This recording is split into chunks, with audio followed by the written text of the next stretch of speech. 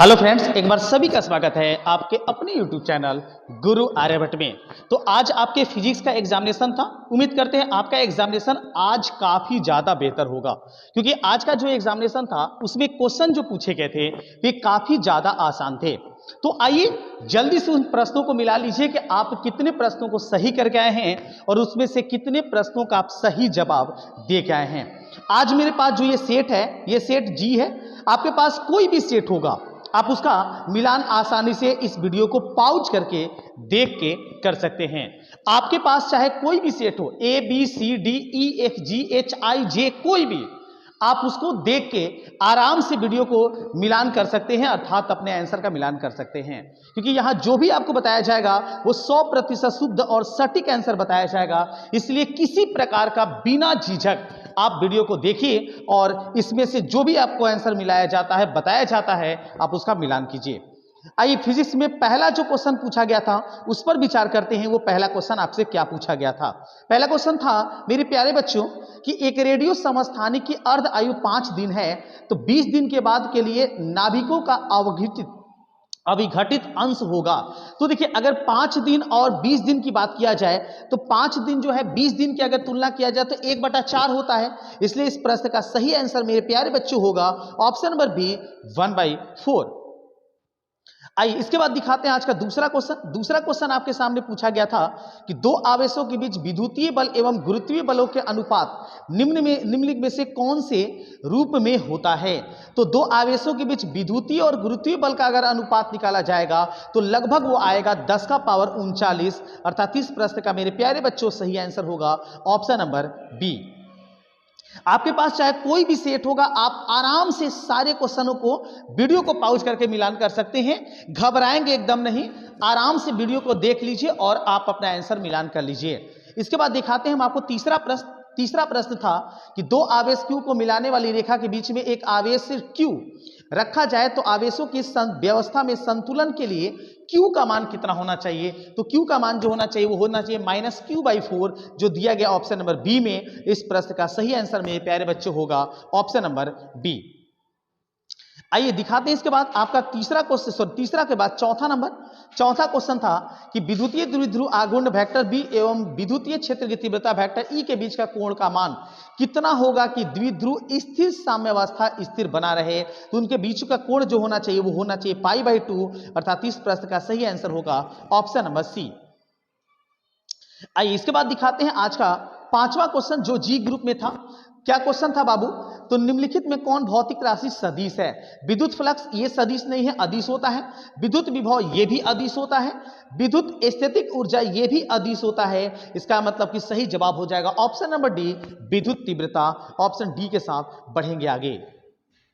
अगले क्वेश्चन को देखिए। अगला प्रश्न आपकी स्क्रीन पर है जो कि आपके दिख रहा होगा। 6ठे नंबर में दो तरंग y1 और y2 का वैल्यूएशन दिया गया है और इससे उत्पन्न व्यतिकरण के आयाम का महत्तम मान होगा और इसका महत्तम मान कितना होगा आपको ये बताना था। तो अगर इन दोनों के द्वारा महत्तम मान की कल्पना करते हैं तो आपके सामने जो आंसर आता है वो बी ऑप्शन में दिया गया था 5, मतलब 6ठी का आंसर होगा मेरे प्यारे बच्चों ऑप्शन नंबर बी अर्थात 5।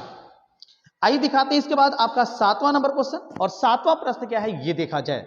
प्रश्न है कि परिनालिका में चुंबकीय ऊर्जा घनत्व का सूत्र क्या होता है? तो इसका सही सूत्र आपके सामने ए ऑप्शन में दिया गया है b² 2μ0। अर्थात ऑप्शन ए के साथ इस प्रश्न में भी बढ़ेंगे आगे। अगले क्वेश्चन को देखिए। अगला प्रश्न आपके सामने 8वां नंबर। देखिए कितने आसान क्वेश्चन पूछे गए थे। उम्मीद करते हैं आज आप 35 में 35 प्लस करके आए होंगे, पक्का हमसे ये हमें उम्मीद है आपसे। निकेल क्या है? एकदम आसान क्वेश्चन। निकेल क्या है? तो सब लोग लगाए होंगे इसको, लौह चुंबकीय पदार्थ है। मतलब इस प्रश्न का सही आंसर होगा ऑप्शन नंबर सी। इसके बाद दिखाते हैं आज का 9वां नंबर क्वेश्चन। नवा क्वेश्चन है मेरे प्यारे बच्चों कि चुंबकीय याम्योत्तर एवं भौगोलिक याम्योत्तर के बीच के कोण को क्या कहते हैं? तो उसका नाम होता है दिक्पात। ऑप्शन बी जो होगा इस प्रश्न का एकदम सही आंसर होगा। आइए इसके बाद दिखाते हैं आज का 10वां क्वेश्चन। 10वें प्रश्न में क्या पूछा गया था, तो एक उभयोत्तल लेंस के प्रत्येक तल की वक्रता त्रिज्या 20 सेंटीमीटर तथा लेंस के पदार्थ का अपवर्तनांक है 1.5, तो लेंस की फोकस दूरी, देखिए तो वक्रता त्रिज्या दोनों का सेम है और लेंस के अपवर्तनांक है 1.5। तो कई बार हम इसको क्वेश्चन को आपको करवा चुके हैं कि जितनी वक्रता त्रिज्या है उतनी ही फोकस दूरी आएगी, मतलब इसका सही आंसर होगा ऑप्शन नंबर सी 20 सेंटीमीटर। आइए इसके बाद मिलान कीजिए 11 नंबर क्वेश्चन को। 11 का जवाब देखते हैं क्या होता है। एक ही तरंग दैर्घ्य के इलेक्ट्रॉन एवं फोटोन की कौन सी भौतिक राशि समान होगी, तो इलेक्ट्रॉन और फोटोन की समान होने वाली भौतिक राशि जो होती है वो उसका संवेग होता है। इस प्रश्न का सही जवाब बताएंगे ऑप्शन नंबर सी होगा। चलिए बच्चों आगे देखते हैं हम 12 नंबर क्वेश्चन को। 12 में पूछा गया था कि नाभिकीय रिएक्टर में मंदक का क्या कार्य होता है या मंदक का कार्य क्या है, तो मंदक का कार्य है न्यूट्रॉन जो उसमें अवशोषित होते हैं उसे ग्रहण कर लेना। इसका मतलब सही इसके अनुसार सही होगा न्यूट्रॉनों की गति मंद करना, ऑप्शन ए के साथ यहां बढ़ेंगे आगे। इसके बाद दिखाते हैं आज का 13वां नंबर क्वेश्चन। 13 देखिए, आपको बताना था कि पी प्रकार के अर्धचालकों के लिए अशुद्ध तत्व के रूप में प्रयोग किया जाता है। तो पी प्रकार के जो अर्धचालक होते हैं उसमें प्रयोग किया जाता है उसका नाम है बोरॉन। इसका मतलब इस प्रश्न का सही आंसर होगा option number A.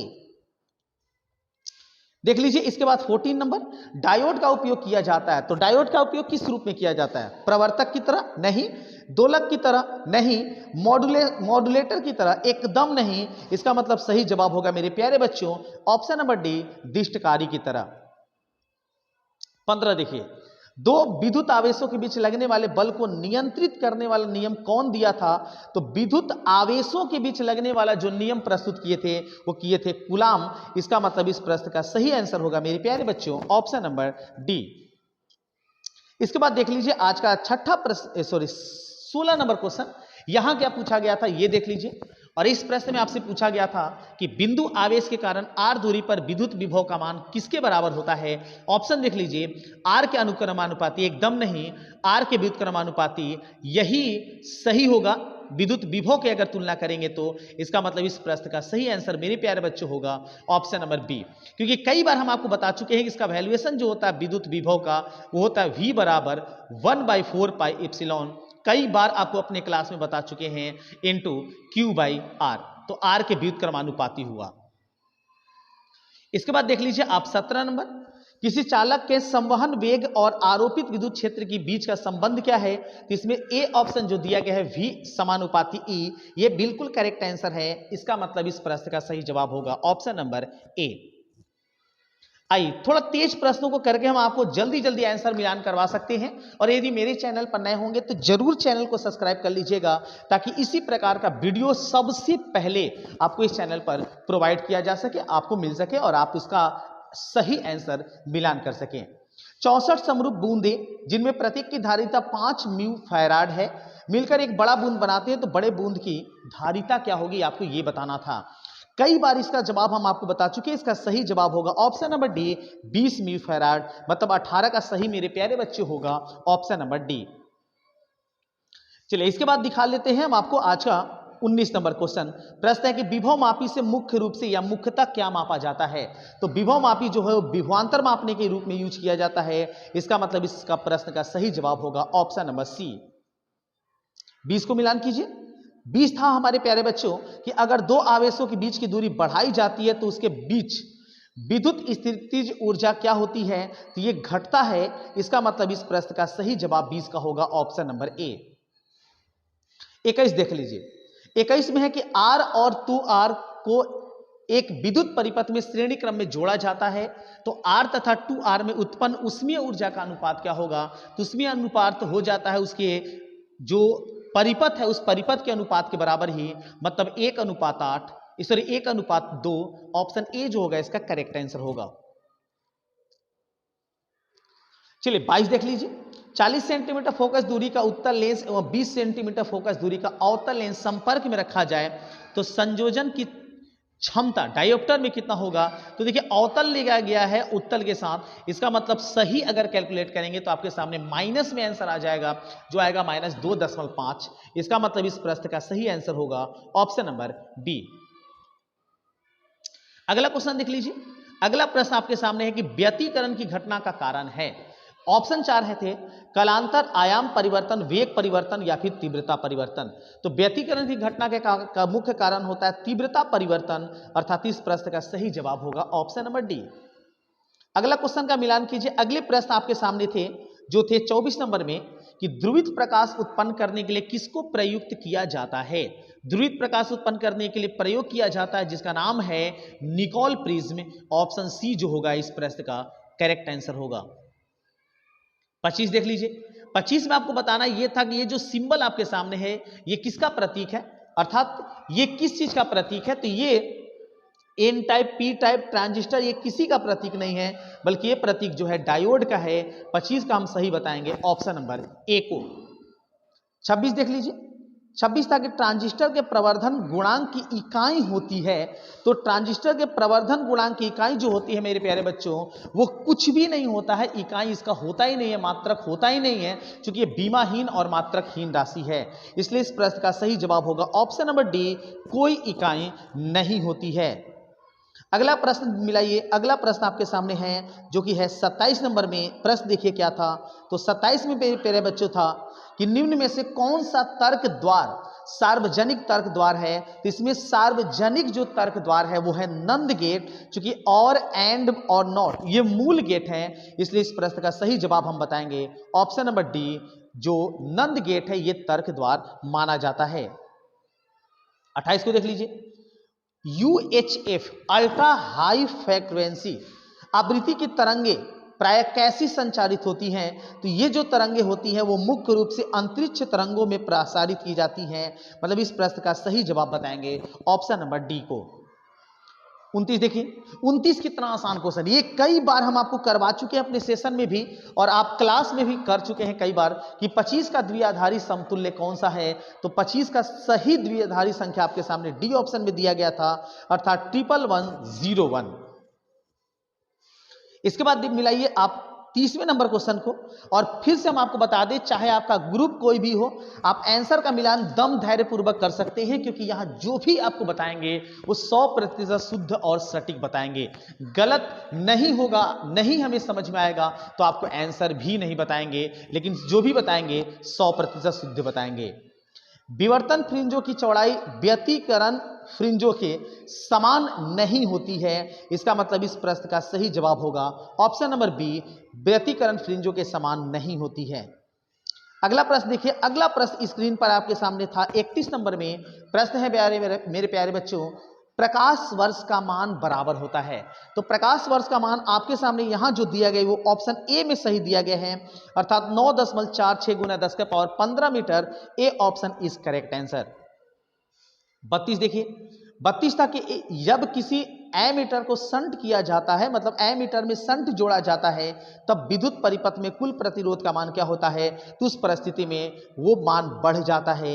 Option A के साथ यहां बढ़ेंगे आगे।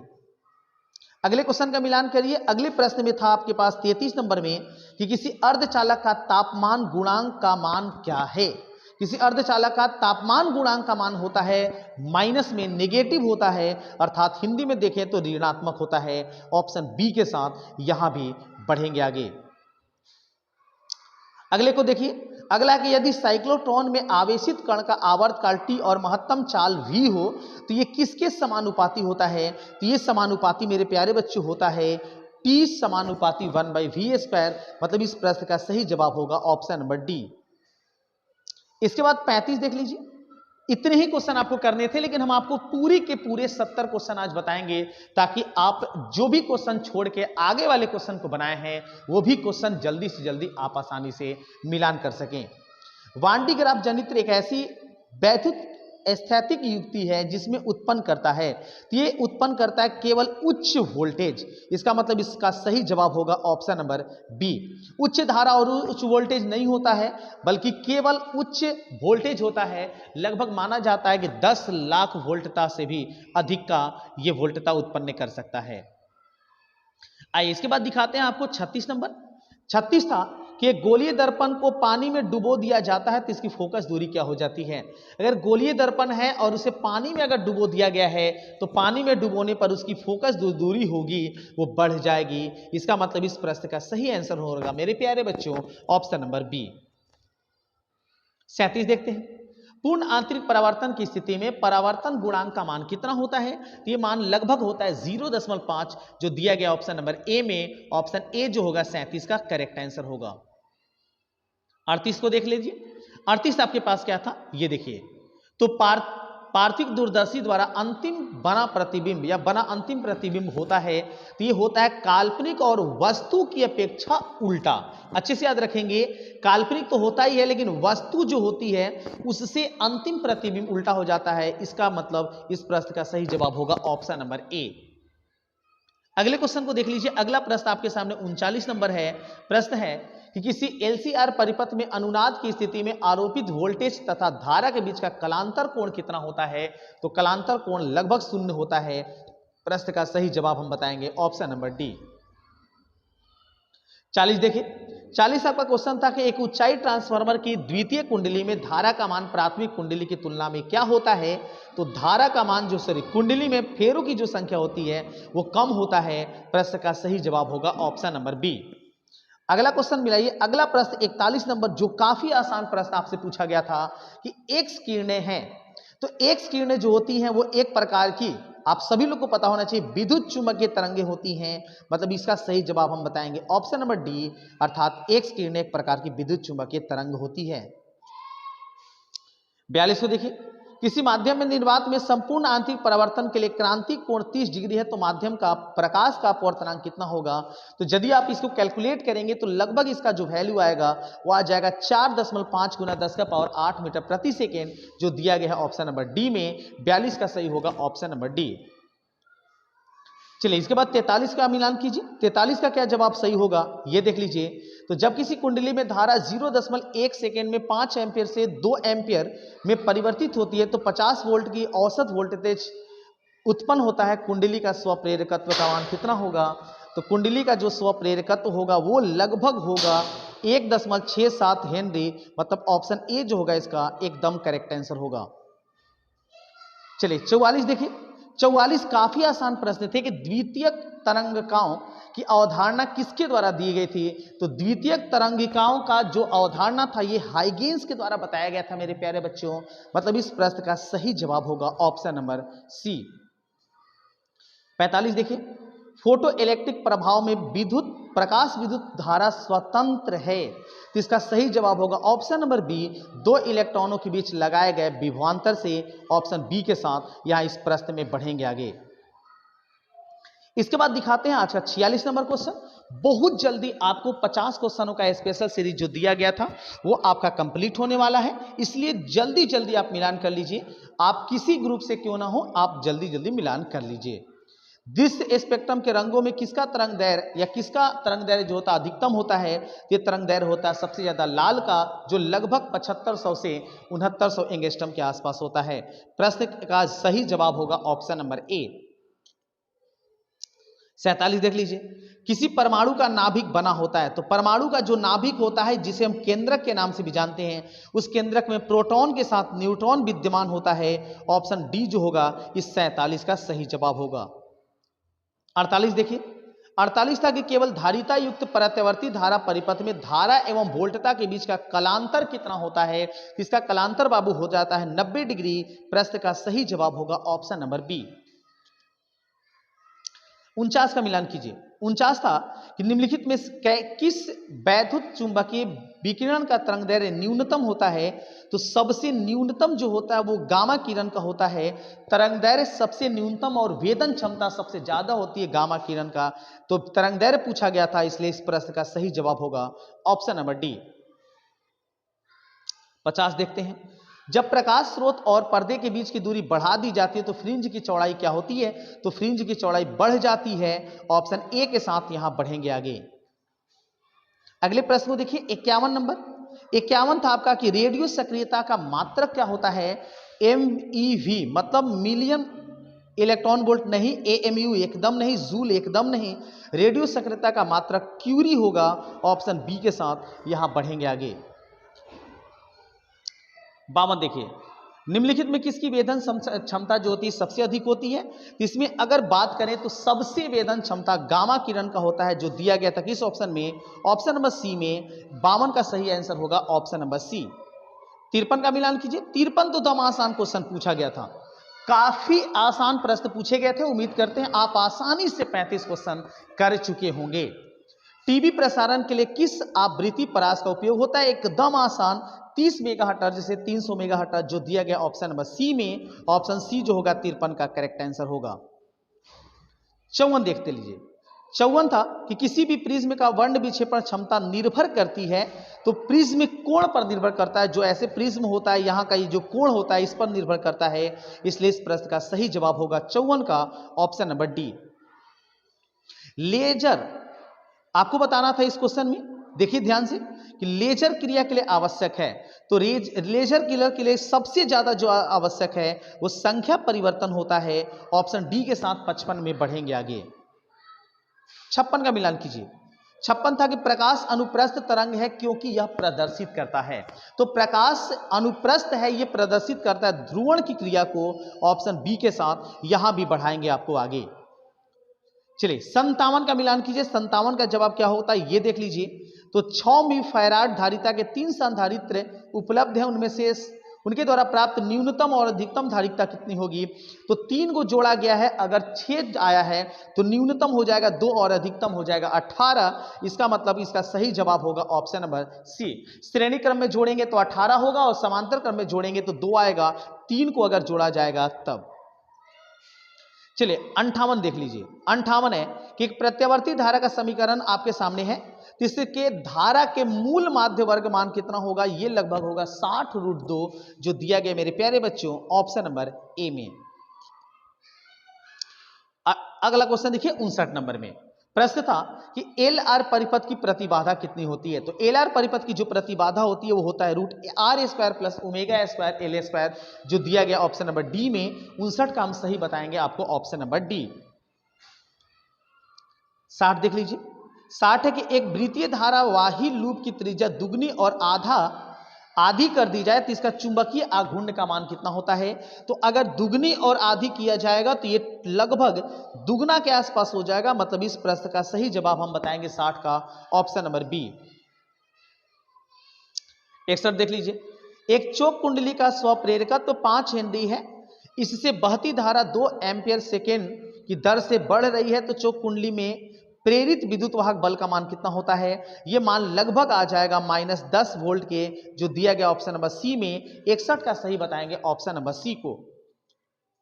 मेरे चैनल पर अगर नए होंगे तो जरूर चैनल को सब्सक्राइब कर लीजिएगा, क्योंकि इसी प्रकार का वीडियो सबसे पहले इस चैनल पर आपको प्रोवाइड करा दिया जाएगा। और बाकी जो केमिस्ट्री, हिंदी और इंग्लिश के एग्जामिनेशन आपके बचे हुए हैं उसका भी मॉडल पेपर और आपके सामने बताया जाएगा वायरल क्वेश्चन का आंसर। इसलिए वीडियो को जरूर अन्य लोगों में शेयर कीजिए और मेरे चैनल पर नए हैं तो जरूर सब्सक्राइब कर लीजिए। पृथ्वी का चुंबकीय आघूर्ण कितना होता है? पृथ्वी का चुंबकीय आघूर्ण यहां दिया गया ऑप्शन नंबर डी में 8 × 10⁻22, मतलब इस प्रश्न का सही जवाब हम बताएंगे प्यारे बच्चों ऑप्शन नंबर डी। 63 देखिए। विद्युत चुंबकीय तरंग में विद्युतीय तरंग और चुंबकीय तरंग के लिए बीच का कलांतर कितना होता है? तो इन दोनों के बीच का जो कलांतर मेरे प्यारे बच्चों होता है वो 0 होता है। ऑप्शन डी के साथ इस प्रश्न को बढ़ा लेंगे आगे। चौथा देख देते हैं। परावैद्युतांक का एसआई मात्रक क्या होता है? तो परावैद्युतांक का एसआई मात्रक अगर इस ऑप्शन के अनुसार देखें तो आपको डी ऑप्शन में सही मिलेगा, कूलाम स्क्वायर प्रति न्यूटन मीटर स्क्वायर हो जाएगा। कूलाम स्क्वायर प्रति न्यूटन मीटर स्क्वायर ये होता है परावैद्युतांक का, जिसको हम लोग इप्सिलॉन नॉट से दर्शाते हैं। अगला क्वेश्चन देखिए। अगला प्रश्न आपके सामने 65 नंबर में है कि आवेशित संधारित्र पर कुल आवेश का मान कितना होता है? कई बार हम आपको अपने सेशन में बता चुके हैं इस प्रश्न का आंसर। आवेशित संधारित्र का कुल आवेश मेरे प्यारे बच्चों होता है 0, मतलब इस प्रश्न का सही जवाब होगा ऑप्शन नंबर ए। 66 को देख लीजिए। चालक के अंदर इलेक्ट्रॉन की गति कैसी होती है? तो चालक के अंदर इलेक्ट्रॉन की जो गति होती है वो त्वरित होती है। प्रश्न का सही जवाब हम बताएंगे ऑप्शन नंबर बी। इस तरीके से बहुत आसानी से आप इस क्वेश्चन को देख सकते हैं। और अगर मेरे चैनल पर नए हैं तो जरूर चैनल को सब्सक्राइब कर लीजिए और इस वीडियो को अपने सभी दोस्तों में शेयर कीजिए, ताकि सभी लोग जल्दी जल्दी अपने आंसर का मिलान कर सके, अगले केमिस्ट्री के एग्जामिनेशन की तैयारी आसानी से कर सकें। वायु में स्थिर इकाई धन आवेश से निकलने वाली संपूर्ण विद्युत फ्लक्स का मान कितना होता है? यह होता है 1/एप्सिलॉन के बराबर, और यह दिया गया किस ऑप्शन में? बी ऑप्शन में इनवर्स रूप में दे दिया है। इसका मतलब इसका सही जवाब होगा मेरे प्यारे बच्चों ऑप्शन नंबर बी। आइए इसके बाद दिखाते हैं आज का 68 नंबर क्वेश्चन। प्रश्न था कि प्रति इकाई आवेश पर लगने वाले बल को क्या कहते हैं? तो ऐसा जो बल होता है इसको बोला जाता है विद्युत क्षेत्र। ऑप्शन सी जो होगा इस 68 का सही जवाब होगा। 69 को देख लीजिए। इसके बाद एक क्वेश्चन बचे हुए हैं और काफी कम समय में हम सारे के सारे क्वेश्चनों का जवाब आपके सामने दे दिए। उम्मीद करते हैं वीडियो काफी ज्यादा आपको पसंद आया होगा। पसंद आया होगा तो वीडियो को लाइक कीजिए और अपने सभी दोस्तों में शेयर भी कीजिए। आवेश का परिणामीकरण दर्शाता है। आवेश का परिणामीकरण यही दर्शाता है कि एक आवेश को नष्ट नहीं किया जा सकता है। मतलब इसका सही जवाब होगा ऑप्शन नंबर बी। आइए दिखाते हैं आज का अंतिम क्वेश्चन, और इस तरीके से आप 70 के 70 क्वेश्चनों का मिलान कर सके हैं। और अगर 70 में से अगर आप 35 या 35 के आसपास रहे हैं तो आपका स्कोर आज के डेट में, आज के एग्जामिनेशन में काफी अच्छा रहा, आपके तहत ये माना जाएगा। विद्युत क्षेत्र रेखाओं से जानकारी प्राप्त होती है। तो विद्युत रेखाओं, क्षेत्र रेखाओं से क्षेत्र की शक्ति पता लगाया जा सकता है, दिशा ये भी पता लगाया जा सकता है, आवेश की प्रकृति, तीनों के तीनों पता लगाए जा सकते हैं। मतलब इसका सही जवाब होगा इनमें से सभी। तो इस तरीके से हम 70 क्वेश्चन का जवाब बहुत जल्दी आपके सामने लाए। उम्मीद करते हैं वीडियो काफी ज्यादा पसंद आया होगा। मिलते हैं अगले वीडियो में कुछ और नए टॉपिक के साथ। तब तक सभी को वंदे मातरम।